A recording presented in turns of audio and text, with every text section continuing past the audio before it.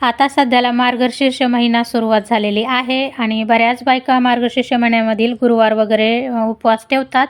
तर मी शुक्रवार पण ठेवणार आहे. त्यामुळे मार्गशीर्ष महिन्यातला पहिला जो शुक्रवार आला तर आजपासून मी वैभवलक्ष्मी व्रताला सुरुवात केलेली आहे. पण त्या अगोदर म्हटलं सकाळी सकाळी घरातलं सर्व काम आवरून घ्यावं आणि ते आवरलं का मग लगेच माऊला शाळेत सोडायला पण जायचं होतं. तर मग तिची तयारी वगैरे छान अशी करून घेतली. त्यानंतर माझं पण सर्व आवरलं आणि आता थंडी सुरू झाली त्यामुळे तिला सॉक्स आणि बूट असं घालायला दिलेलं आहे. तर कंपल्सरीच आहे सर्वांना. तर तिचं ते आवरून घेतलं, छान असं देवदर्शन वगैरे केलं आणि सर्व तयारी करून आता मी निघालेले आहे तिला स्कूलमध्ये सोडून येण्यासाठी.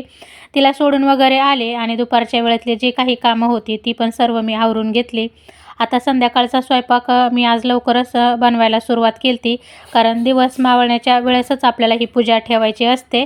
त्यामुळे म्हटलं स्वयंपाक थोडाफार लवकर आवरून घ्यावा आणि खीर वगैरे पूजा जेव्हा ठेवते तर त्यावेळेस तयार होईल तर तेव्हा बनवते.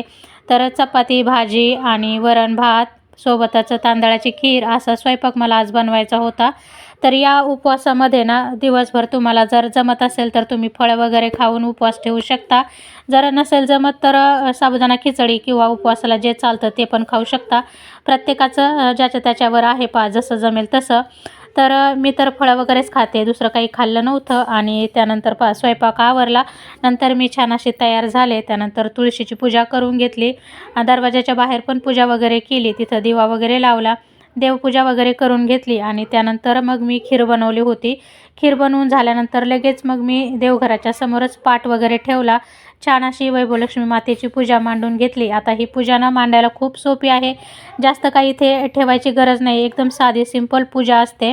तर ती ठेवून घेतलेली आहे. सोबतच फळं वगैरे ठेवले तर जर असतील तर ठेवा, नसलं तरीही चालतं. आणि त्यानंतर वैभवलक्ष्मी मातेचं जे पुस्तक होतं तर त्याचं दर्शन वगैरे घेतलं, छान अशी कथा वाचून घेतली आणि कथा वाचून झाली की लगेच मग आरती वगैरे पण केली. तर ही पाहू शकता तुम्ही इथं अशी एकदम साधी सिंपल छान पद्धतीने पूजा मी केली होती. आरती करून झाल्यानंतर ही आरती पूर्ण घरामध्ये फिरवायची आणि देवीचं दर्शन वगैरे घ्यायचं. तर अशा पद्धतीने वैभवलक्ष्मी मातेचे जे व्रत मी करत आहे त्याचा पहिला दिवस माझा होता. तर बऱ्याच बायकांनी आजपासून व्रताला सुरुवात पण केलेली असेल, तर कोणी सुरुवात केली ते मला कमेंट करून नक्की सांगा.